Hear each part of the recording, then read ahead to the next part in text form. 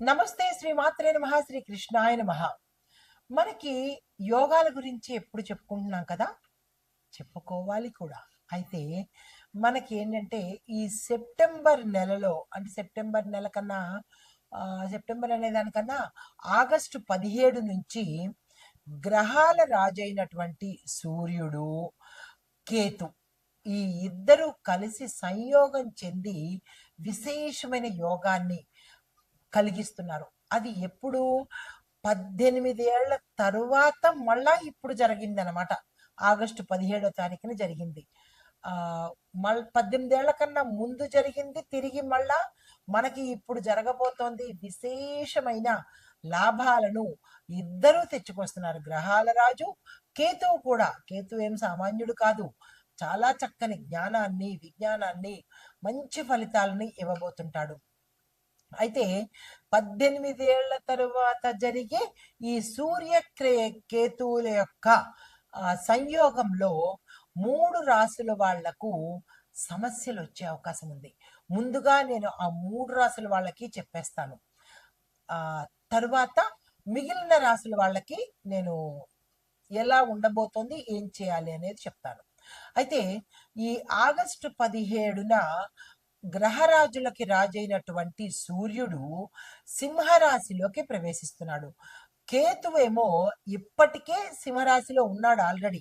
ఈ సూర్యుడు కూడా ఇక్కడికి సింహరాశిలోకి మొన్న ఆగస్టు 17వ తారీఖున జాయిన్ అయ్యాడు. అంటే ఇద్దరూ కలిసి ఇప్పుడు సింహరాశిలో సంచారం చేస్తున్నారు.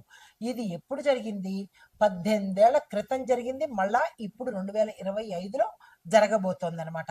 అయితే వీటి నుంచి ఒక్కొక్కరికి ఎలాంటి ఫలితాలు వస్తాయి అంటే, మనకి కాలానుగుణంగా ఈ రాసులు, గ్రహాలు ఒకదాంట్లోకి ఒకటి జరగడం అనేది, మారడం అనేది నిత్యం జరిగే ప్రక్రియ. ఇందులో వింత ఏమీ లేదు. ఖగోళంలో ప్రతిరోజు, ప్రతి సమయంలోనూ జరిగే ఈ ఫలితాలు, అంటే ఈ యొక్క సంచారాలు మనం ఎలా నడుస్తూ ఉంటామో అక్కడ గ్రహాలు కూడా ప్రతినిత్యం మారుతూ వెళుతూ సంచారం చేస్తూ ఉంటాయన్నమాట. ఆ సంచార ఫలితాలే మనకి ఇక్కడ దేశకాలమాన పరిస్థితులను బట్టి మనుషులకి అందరికీ కూడా ఎలాంటి ఫలితాలు ఇస్తున్నారు అనే అంశంలో చూసుకున్నట్టయితే కనుక, ఈ సంయోగము 12 రాశుల వారి మీద ఎలాంటి ఫలితాలు ఇస్తోంది, ఎలాంటి నెగిటివ్స్ ఎదుర్కోవాలి వీళ్ళు, ఎలాంటి సంతోషాలను పొందాలి, ఎలాంటి శుభాలను ఆస్వాదించాలి అనే అంశాలను ఉద్యోగపరంగాను, తరువాత ఆరోగ్యపరంగాను, తర్వాత వ్యాపార పరంగాను ఎలా ఉండబోతోంది అనే అంశంలో ముందుగా మంచిగా, అంటే ఈ జాగ్రత్త పడవలసిన రాసులను చెప్పేస్తాను. అది సింహరాశి. ఈ సింహరాశి వాళ్ళకి ఈ సూర్యకేతుల యొక్క సంయోగం వల్ల సమస్యలు తీసుకొచ్చే అవకాశం కనబడుతోంది. మరి ఈ సమస్యలు ఎలాంటి సమస్యలు అంటే కనుక, చిన్నపాటి ఇబ్బందులు, పెద్ద సమస్యలు ఏమి కానప్పటికీ అది కూడా సమస్య కిందకే లెక్క వస్తుంది. చిన్న చిన్న ఇబ్బందులు తట్టుకోవలసిన పరిస్థితి. తర్వాత సామర్థ్యము, నమ్మకము మీలో మీకు తగ్గిపోతూ ఉంటాయి. అంతవరకు నేను చేసేయగలను, అది చేయగలను అని అనుకుంటారు. కానీ ఒక్కొక్కసారి, అంటే ఈ సమయంలో ఈ సూర్యకేతు ఇద్దరు సంయోగంలో డిప్రెషన్లోకి వెళ్ళిపోతారు. నేను చేయలేనేమో, నా వల్ల కాదేమో, అలాంటి చిన్న చిన్న మానసిక అస్వస్థతలోకి వెళ్ళిపోతారనమాట. అయితే ప్రయాణాలు చేయకుండా ఉండడమే మంచిది అని చెప్పడం జరిగింది. అది జాగ్రత్తలు తీసుకొని ప్రయాణం తప్పదు అని అనుకుంటే చేసుకోండి. ఇంకో విషయం ఏంటంటే, ఎవరికైనా అప్పు ఇవ్వడం, చేయబదులు కానీ నోటు మీద కానీ అప్పు ఇచ్చే ప్రయత్నం చేయకండి. కొంత ఆగి అప్పుడు అప్పు జోలికి వెళ్ళండి. తర్వాత ఎవరి దగ్గరైనా అప్పు తీసుకోవడం కానీ, ఫ్రీగా చేయించుకోవడం కానీ, ఫ్రీలు అడగడం కానీ అదొక పెద్ద ఫ్యాషన్ అయిపోయింది. ప్రతిదీ ఫ్రీగా కావాలి మనకి. మనం ఏది ఎవరికి కనీసం ఆవగింజ కూడా ఎవరికి ఫ్రీ ఇవ్వం. కానీ మనకి మాత్రం అందరూ గుమ్మడికాయలు ఫ్రీగా ఇచ్చేయాలి.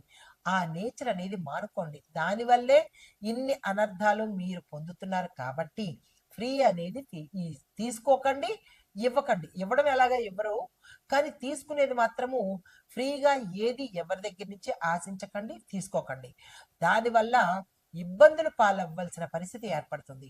సో ఇట్లాంటి ఫలితాలు, చెడు ఫలితాలు ఈ మేషరాశి వారు ఎదుర్కోబోతున్నారు ఈ విషయంలో.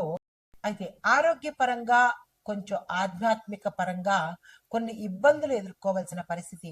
ఎందుకంటే సూర్యుడు భగవానుడు ఇచ్చేది అంటే ఆరోగ్యం ఇస్తాడు, కానీ మీకు మీ జాతక రీత్యా అనారోగ్య సమస్యలు చాలా ఎక్కువ కనబడుతున్నాయి.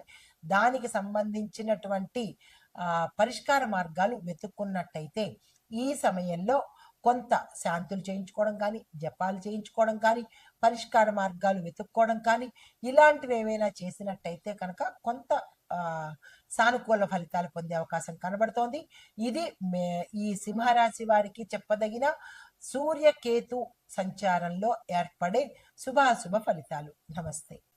అయితే ఇప్పుడు ఈ మేషాది ద్వాదశ రాశుల వారికి కొంతమంది మంచి ఫలితాలు, కొంతమందికి మిశ్రమ ఫలితాలు, కొంతమందికి అశుభ ఫలితాలు అంటే కొన్ని చెడ్డ ఫలితాలు చూపిస్తున్నందువల్ల ఎవరెవరికి ఏ పరిహారాలు చేసుకోవాలి, ఏం చేసుకోవాలి, ఓవరాల్గా ఎలాంటి ఫలితాలు పొందాలి అనే అంశంలో ఈ కుజగ్రహము చెప్పేది కొన్ని అంశాలు ఆర్థికంగా, న్యాయపరంగా, రక్షణ పరంగా, వాతావరణ పరంగా, తర్వాత వ్యవసాయ పరంగా, రాజకీయ పరంగా, ఇలాగా మనం ఇందాక చెప్పుకున్నట్టుగా ఆయా పరిహారాలు చేసుకున్నట్టయితే ప్రతి ఒక్కటి చక్కగా ఉండే అవకాశం కనబడుతోంది.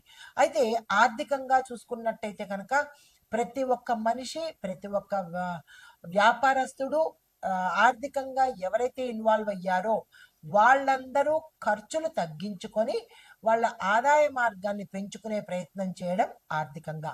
ఇక రెండవది న్యాయపరంగా ఏదైనా కోర్టు కేసులకు వెళ్ళడానికి కానీ, లేదా స్థిరచరాస్తుల కోసము కోర్టులో వేయడానికి కానీ, ఇందాక మనం అనుకున్నట్టుగా ఆయా రాసుల వాళ్ళు ముందుకు వెళ్ళే ప్రయత్నం చేసేటప్పుడు కొంత జాగ్రత్తలు తీసుకుని కనుక చేసినట్టయితే మంచి తీర్పులు వెలువడే అవకాశం కనబడుతోంది. ఇక రక్షణ పరంగా చూసుకున్నట్టయితే కుటుంబ పరంగాను, మీ వ్యాపార పరంగాను, ఉద్యోగ పరంగాను మీ రక్షణ బాధ్యత మీరే తీసుకోవాలి. ఎవరో వచ్చి తీసుకుంటారు అనే సందేహాన్ని కానీ, అలాని భరోసా కానీ పెట్టుకోకండి. కుటుంబంలో మీ రక్షణ భరోసా మీరే పెట్టుకోండి. మీ కుటుంబాన్ని కాపాడుకునే ప్రయత్నం చేయండి. వ్యాపారస్తులు మీ వ్యాపారాన్ని వేరే వాళ్ళ పాలు కాకుండా, దొంగల పాలు కాకుండా, మోస పాలు కాకుండా మీరు జాగ్రత్తలు తీసుకోవాలి.